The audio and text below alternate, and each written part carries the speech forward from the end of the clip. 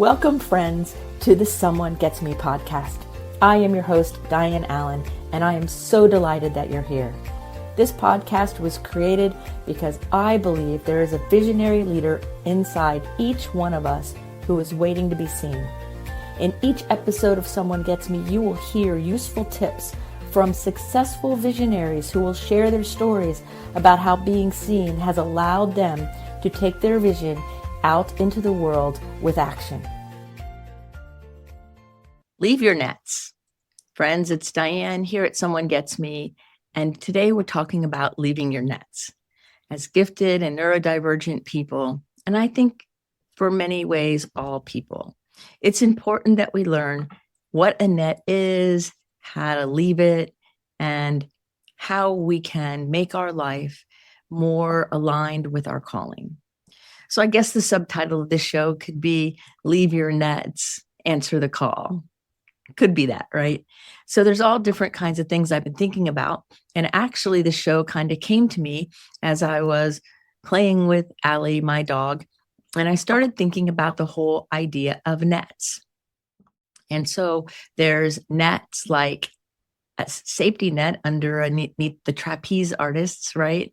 And that's a good thing because it can save you from harm. And you still have to learn how to leave the net, right? And so that's interesting. And then I started thinking about fishing nets, like the shrimpers use, or the big fishing nets or the casting nets. They're meant to snag fish in order to get them and eat them, right? And sometimes other animals get caught in there that are not desirable and they throw them back, or maybe that animal gets hurt or something. And so there's all kinds of issues around those kinds of nets. And then there's the nets used to trap things like trap bears, right? Or a mosquito net. Then there's the net you use to get the leaves out of the pool. So there's all different kinds of nets. And us gifted people, we get caught up in a lot of them. And sometimes people try to net us. Sometimes there's something else or someone else trying to net us. So I want to talk today about leaving our nets, leaving the restrictions, leaving the bindings, maybe leaving the scaffolding and the belief systems that we've been entrained with that may or may not serve us. The things that work, we keep. The things that don't work, we let go of. That's the way I look at it, right? So let's look at this for just a minute. Are you having nets underneath you to catch you if you fall? That would be a savings account. That would be friends and family and support systems. That would be doing healthy things so that if your body needs something, it gets it. Those are all those kinds of nets. Or are you plagued with a fishing net where you're caught up in something? It's like your scales are caught, or your fins, like your arms and legs are all caught, and you can't get out of the net, or you feel like you can't get out of the net. Seems like it, right? Or were you just walking along down the street and boom, you fall in a hole like that old grizzly bear, and now you're caught in a net? Which one of those does your life feel like? Or maybe it's been a combination over time. Sometimes I feel like I've been caught in different nets. In fact, I remember one time when I didn't really understand existential depression yet.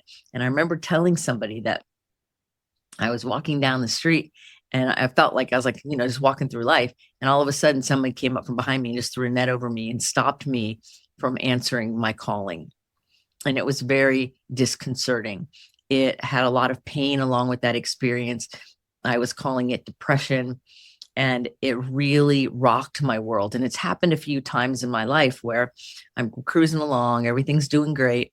And next thing I know, I feel like somebody's snared me with the net and is holding me back. And my job is to leave the net, get out of the net. And I think that's true for a lot of gifted people. We go through those times. I think if we're trying to transform and grow and bring our uniqueness to the world, we go through those experiences. So though nets often are meant to catch us if we're falling in danger, sometimes we can be experiencing something as if we're being snared or caught. And so I want to talk about how to free yourselves from those snares and things, and also a way to look at your life so that you can understand that maybe sometimes if you get caught in a net, it's stopping something from harming you. Because not every time that we're slowed down or stopped is a problem. Sometimes we're being caught. We just don't see it that way, or we don't realize it in that way. And so I think leaving our nets is really important. Now, in some world, and in sometimes in my world, leave my nets means leave the comfort and safety of what I know. If we're going to grow, if we're going to move on, if we're going to have a life that's full and satisfying and rich and rewarding, then we have to leave our comfort zone. We have to leave that little safety net place that we're hanging out. We have to be willing to leave the net and see what's going on. Baby birds have to learn how to leave their nest in order to fly. Well, I think it's the same analogy here. Like we have to be willing to leave our little nest in order to fly. I believe that gifted people are here on planet Earth to bring about positive and powerful change, to usher in a life of kindness and compassion, to be able to have critical thinking and ways to really bring joy and goodness to the world. We hold that. So how are we going to leave the net and the snare of distraction, of doom scrolling, of being caught in a system that isn't made for us, or in a dynamic that holds us back? So I'm going to show you how to do it. I'm going to tell you how to do it. Now, I work with my clients all the time on these kinds of things. And you know what? I'm also working with myself on it. And I have support people in my life. And I had somebody just the other day go, I've been following you for a long time and you're always growing and evolving and changing. And I'm like, well, yeah, because there's no finish line. We're not done. All of us are growing and changing, always. And if somebody says they're done, or there's no more growing and changing for them, they're beginning the dying process, because there's always something to learn. There's always a way to transform or grow. My mantra is, I am raising my vibration. Say it with me. I'm raising my vibration, meaning I am uplifting myself. I'm bringing my inner fire. I'm humbly offering my gifts to the world. I am bringing my giftedness, my neurodivergence, my intuition, my sensitivity to everything that I possibly can. If it's not well received, I don't give it any longer. But if it is well received, I go where I'm celebrated, not where I'm tolerated, right? And so what are your gifts? What are you bringing? Are you bringing your intuition, your amazing gifted ability to see connections that others can't see? Or maybe you're bringing your ability to be an amazing athlete and inspire people to keep their body healthy, or a great creative genius. There's so many ways you can bring your giftedness to the world that only you can do. After all, your calling wasn't a party line. It wasn't a conference call. It was between you and your heart, your creator. So what is your calling? What is it that you want to bring out? What's that burning desire in your heart that you want to bring to the table? Now, sometimes it feels kind of big, and sometimes it feels like I can't do that, or I don't know how to do that, or I don't even know what that means. I've asked that a few times, like, I don't even know what that means. My answer is yes, but I don't know what it means. And so it takes some attention. It takes some meditation. It takes some quiet. It takes sometimes information from an outside person, a dialogue, to help awaken that part in you. I know when I'm talking to a trusted friend, I often get more amazing ideas, or I see the connections a little bit differently than when I'm only in my own head. So let's talk about the steps, okay? You ready? The first step is to honor your calling. Honor yourself. Honor the fact that there's a heart's desire in you. There's a dream in you. There is an urging in you, if you will, being compelled to bring something forward. Now, you may not know exactly what it is yet, and you might have a perfect idea. And all of those are fine. The point is honoring it.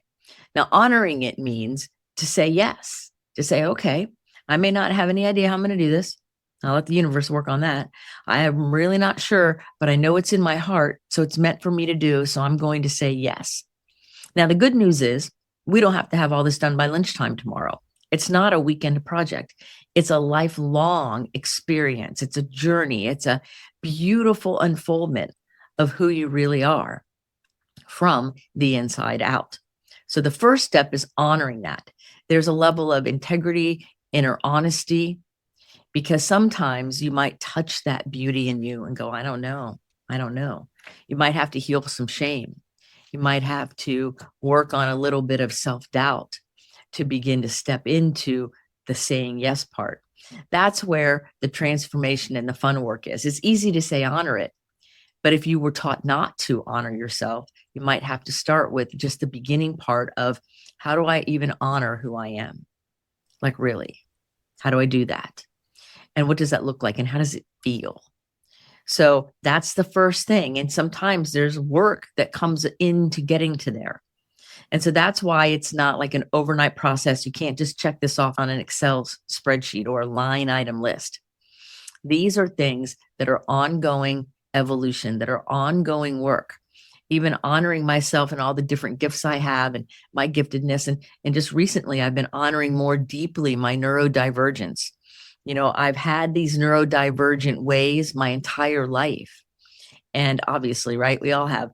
But what happens is sometimes we're taught to mask them or minimize them or act as if everybody has them. And so therefore it's normal. And so we have to keep digging deeper and realizing that these things we bring are beyond words. And sometimes they're even beyond our own human comprehension, but yet they're real and we feel it. The second step is to realize that you are complete, to live in your ideal of being self-complete. That means that you have everything that you need to bring to the world everything you're meant to bring to the world. You have everything you need. What I tell myself and other people is, I am perfect, whole, and complete. Say it with me. I am perfect, whole, and complete. So what that means is that everything that is required for you to honor that call already lives in you. You may not know it yet. You may not even feel it. You might think I'm sounding goofy, but it's true. It's in there. I remember when somebody told me it was in me way back when. I was like, no, they're crazy. They don't know who they're talking to. I don't have any of those things. And you know who was wrong in that? Me. I did have all those things. People were seeing in me things I didn't even know was a thing to see, much less do anything with. So we want to realize that we're enough. You know, I always think when I say I'm enough, it's an idea of living in enoughness, right? You are enough. You are perfect, whole, and complete to bring out everything that you are meant to bring out. So it's really fun because people say, yeah, but I'm not this or I'm not that. Well, that's not what you're meant to bring out. That's the beauty of all of humanity. All of us have a unique inner calling, something to bring to the world. And if we get out of alignment, or we stay out of alignment, right, and we don't honor that, we end up being irritable, angry, we harm other people, we act in ways that we regret later in life, because what we've done is we have betrayed our own essence. So when you don't listen to who you really are and you act out of anger and harm and disrespect, you are betraying yourself. And self-betrayal is the ultimate betrayal, and it's the most dangerous of all. Now, I believe that at some point in most of our lives, we've betrayed ourselves, whether we set out to or not, or knowingly or not, we have. We've set out to do one thing and we've done something else, or we've let old wounds or old trauma dictate behavior that wasn't pretty or was way out of alignment, right? We've all done it. But the real healthy person, the real gifted person who really cares about themselves in the world says, well, hold on a minute here. How can I use this to bring about even more benefit to the world? How can I be the beneficial presence instead of allowing the old energy, the trauma, the stuff to take me down a path of darkness, of anger, of rage, of grief, of harm to myself and others? So we build an idea that we are complete in and of ourselves to fulfill what we're meant to fulfill. Again, this can take some time to get to. When I first started my transformation journey, it took me about 5 years to get to this place where I really believed I was complete. Now I could mentally say, yeah, okay, I get it. I am. I have everything I need. I see that. And it was all in my head. But it took it a couple of years to migrate all the way down to my heart and keep on going to my spirit before I got it, before I had the epiphany after a dark night of the soul that it is true. It's undeniable, and it's not my ego. So you're going to have a similar process. It doesn't just happen like that all the time, though it does sometimes. It's a process of making friends with the fact that you are a blessing. You are meant to be a beneficial presence. That the idea that somehow you're faulty or flawed was made up along the way to hold you in a net. And if you want to leave that net, it's time to challenge some of the beliefs that may not be serving you. The good news is you can change them. If they don't serve you, change the belief to something that is serving, meaning is doing the right thing, not serving self-interest, serving the greater good. The third step is to open a way out, right? So if we're stuck in the net, we got to sort out our way out. Now, for some people, it means changing their job because the job's that net holding them, right? Or maybe starting a company or a business or going to school or learning something, enhancing what's already in there in order to develop it more. And so that's opening a way out. For some people, it might be getting out of an abusive relationship or setting healthy boundaries finally with loved ones. Those are all ways out of the traps. So again, it's personal and it's individual of the different ways we would handle these things and the ways we would grow through the idea of opening the way out. I know one time in my career, I walked out on a job. I mean, I quit reasonably with the right level of notice and everything, but I left it. And I left it because it was not serving me. And some of the people that I was working with were doing things that I didn't agree with on a clinical, ethical kind of level. And so I had to leave. I didn't really want to leave the work, but I also knew that situation, I had outgrown it. And then I looked back on it a little bit later and I was like, I went into that situation making excuses for the not so great behavior of the other people and saying, well, they can do their thing. I'll do my thing and I'll keep myself separate. It'll be fine. Well, that's not true. I had myself fooled. The truth is everything we experience, everything's connected to everything. So I could only keep the wall up for so long before it affected me in a way that got my attention. So we all have these little games we play in our head, or the disillusions sometimes, or the illusions sometimes, or maybe we call them hallucinations, where we're just seeing things that aren't necessarily accurate. It doesn't have to be a mental illness, right? So there's all kinds of ways where we have to really confront the fact that it's time to open the way. And that's where we really have to leave the net. That's where the jumping point off is, right? Because we have to be willing to say, not doing this. I'm following what I'm aligned to do. I'm following my heart. I'm making good decisions based on who I know I am and what I know I'm supposed to be doing. And I'm walking down that road saying yes at all the junctures. And sometimes that means taking risks. And sometimes it means consulting with lots of other different people in order that are trusted, right? Trusted people in order to make that good decision.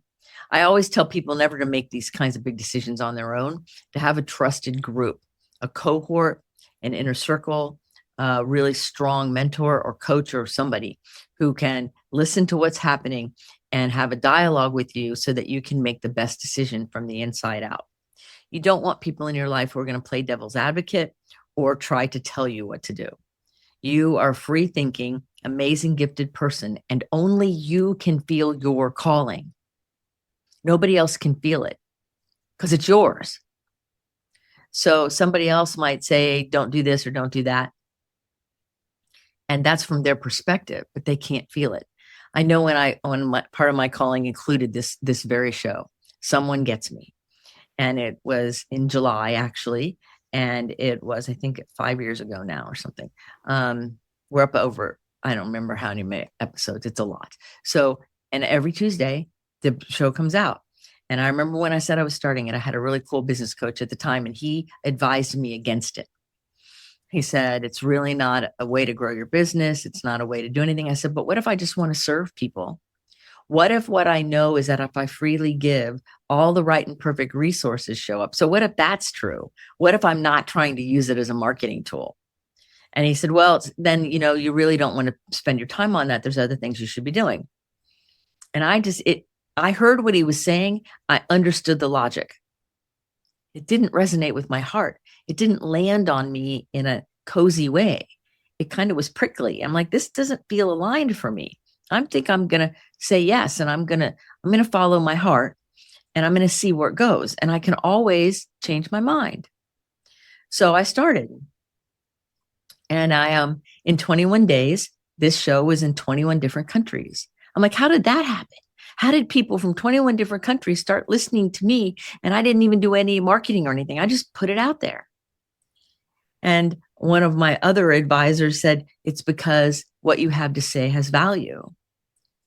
And that was yet another coming home to my self-completeness and my realizing that maybe some of the things that I just think are average are really meaningful for others. So you will have these similar kinds of experiences. Fast forward, as a funny side note, fast forward, that very same person now has a podcast.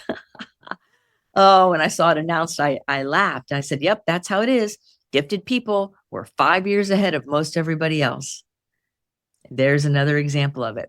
But I'm really having a great time sharing things I'm thinking about and hearing feedback and getting comments and having people email me and having people say, this really helped. Thank you so much. If one person is better for my presence on earth, I've done it. I've answered my call. So think about what your call is and what are ways you can bring it forward. So you want to begin to open up opportunities and ways. And that might be school or interviewing people or researching or listening to other podcasts or things, whatever it takes. Let your curiosity lead the way. And your yes will show you how to go. The next part of this is to start aligning your inner resources. Now, you have a lot of inner resources, from creativity to intelligence and intuition. You have ability to critically think. You can read and write and speak, right? You have the ability to learn. You have the ability to see things other people can't see, maybe. You have all kinds of things working in your favor. So it's a time to sit back and say, what are my inner resources? Now, we're also going to look at our outer resources, but first we want to look at our inner resources, because a lot of times people look for resources and they think, well, I don't have enough money, or I don't have enough time, or I don't have this. I don't have a degree after my name. I'm like, okay, what are your inner resources? You might not have a degree after your name, but you might have a specific ability to help people or do something that doesn't require a degree, or that a degree is kind of a moot point. I know a lot of artists they don't have degrees. Or maybe they have degrees in something that has nothing to do with their art, but their art changes things. I know musicians in the same way. I know other people who are out doing all kinds of amazing things in the world, serving and helping and bringing who they are. And it's not degree dependent. Now, thankfully, we live in a society that's kind of waking up to the fact that degrees are important. Education is important. When I was young, I was told all the time, get a good education. It's the one thing they can't take from you. I never figured out who they was until recently. And nobody can take from me the things I've learned. Nobody can take from you the things you've learned. And it's all important, whether you learn it through higher education or official academia, or whether you learn it through life experience or a really good video. Learn everything you can.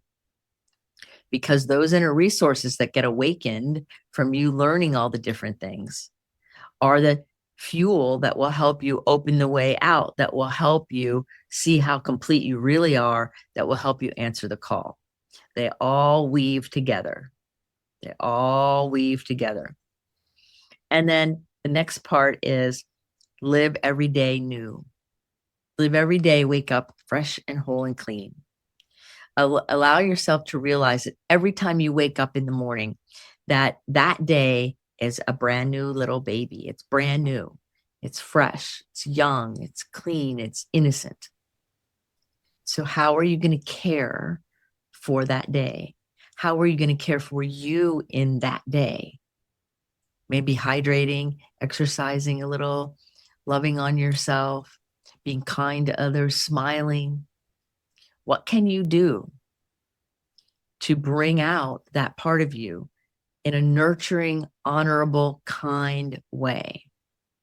I think sometimes we're really hard on ourselves. We're taught to no pain, no gain, and beat up on ourselves. And there are situations where no pain, no gain works in the gym. That's not how we want to live our whole life.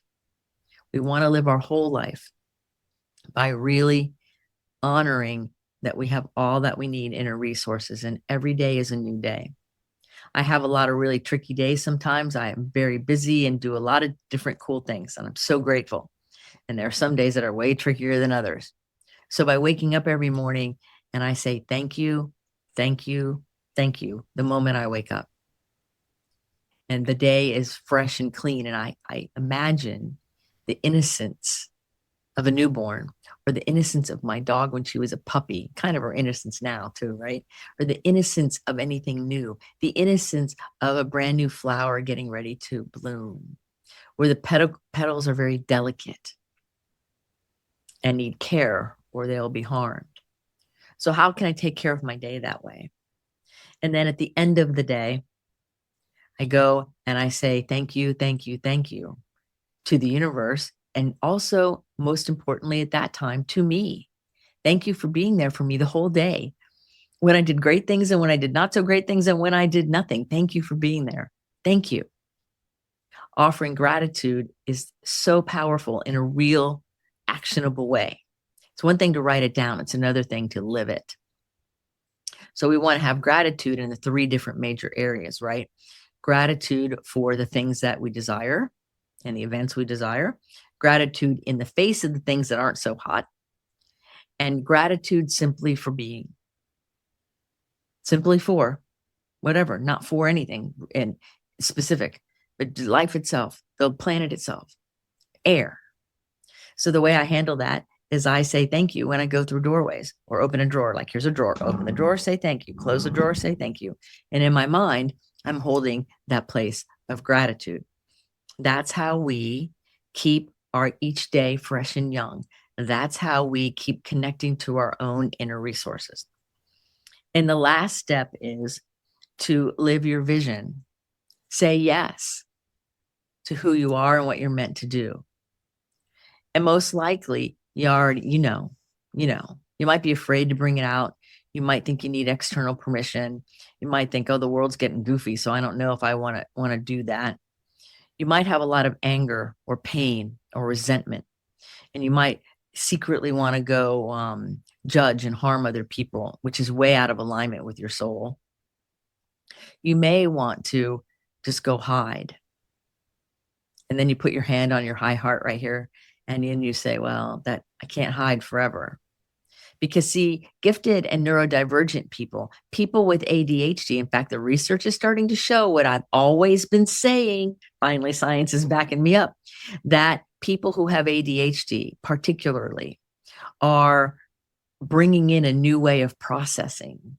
So it's not a dysfunction. It's not a problem to be solved. It's something to honor as elevating and transforming the way humans process and think. It's a new way being birthed through people with ADHD and different neurodivergence.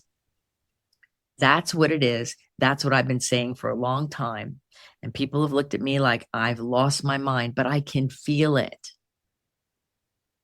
I can feel it when we're 2 to 5 years ahead of everyone else, because we just are. No one's trying to be different or weird. We just are different. And it's not good or bad. It just is. It can be a struggle because we're breaking out of the net of the old way, of the way that was more typical, was more normal. And we're entering into a way of living in our own being that is more aligned with who we're meant to be. And so the more aligned we get, the more our ADHD and our neurodivergence works in our favor. The more out of alignment we are, or the more we try to hide or mask, the more it works against us. Now, I don't know about you, but I'm kind of tired of my ADHD working against me. I'm kind of tired of having to feel like I'm running through jello to deal with my giftedness. I would like to have things more flowy and working in my favor.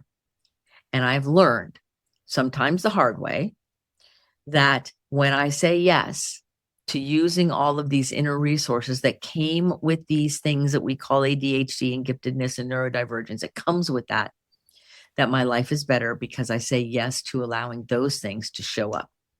So I want to encourage you. I really want to encourage you to bring your amazing inner self to the table. Do the work you got to do to heal the grief if you have any, or heal the imposter syndrome, work through things. If you have questions about how to do any of it, reach out to me, do a get to know you call, email me something. I will help show you the way. I had people helping me, and I'm happy to help you. But don't sit there and say, but I don't know, and make excuses, because all that does is create an incredible inner pain. And you don't need to be in pain and silent. It's no fun. And too many gifted people are living with silent misery. Too many people with neurodivergence are living in that silent pain because they're either afraid to reach out, or they've reached out to someone and it didn't go well. I mean, I've been laughed at by the professionals. It really hurt. I have had other people laugh at me when I said, what do you know about being gifted? What do you know about, neurodivergence? I have been laughed at. I've been told I'm an anomaly. I've been told all kinds of things that were really hurtful at that time because they were making fun of me. But what I've learned is that was just their ignorance. Didn't take the sting away, but I didn't have to own it. So today I want to encourage you to honor your call. Remember that you're perfect, whole, and complete, just like you are. That you have everything within you that you need to live the life you desire, to live in your center, in your purpose. Everything is already in there. Your job is to bring it out, like an archaeologist, bring it out and free yourself from the net in order to be who you're meant to be. That's what your job is. It's really fun. Now, it's funny because a lot of people say, oh, it's all easy and it's great, because they talk about the end. But I can tell you it's real tricky sometimes, and it's very scary sometimes, and it's also dark sometimes. My very first spiritual mentor, who I didn't even call a spiritual mentor when I knew him, I mean, I still know him, but when I met him, he said, this kind of life, following who you are in your heart, it's not for wimps. I didn't get how true that was until many years later. It's not for wimpy people. So what I know about you is that you're strong, you're determined, you have ability and structure and depth beyond your own understanding. What I also know about you is that you're living in this human world that can be really tricky and different and distracting. And so what I know about all of us humans is that we do best when we have a circle of people around that can understand us. That's the power of retreats, of conferences, of Zoom calls, of whatever it takes to bring us together. So I'm here to help bring all of these things together. I have an upcoming retreat for that reason. I also do all different kinds of things to bring people together. So if you have an idea and you're not sure how to do it, share it with me. I'll see how I can support you and do it, or whatever. We'll get it to happen, because I think it matters that we all keep coming together and keep reminding each other of who we are and why we're here. We're here to be a beneficial presence on this planet. So I hope this episode has served you. I hope I've said something to help bring you a bit of joy and give you some extra hope as a gifted neurodivergent person. So what I want to say in closing is leave your nets. It's okay to peel them off, jump off the net, allow yourself to live who you're really meant to be. You won't regret it. Make sure you use discernment and you have the right people in your corner. Don't do it alone, because we're not meant to be alone. And so in the meantime, keep your face to the sun so the shadows fall behind you, because you are a rock star. You're here on purpose with a mighty purpose. So go out there and let your light shine. Say yes to who you really are. Allow people to support you. You are not alone. Until the next episode of Someone Gets Me, this is Diane saying be well. Thank you for listening. I trust you gained some valuable inspiration and information. Please join me and other visionaries in the Someone Gets Me Facebook group. Or for more information on my services and additional episode's, visit someonegetsme.com. Again, thanks for listening.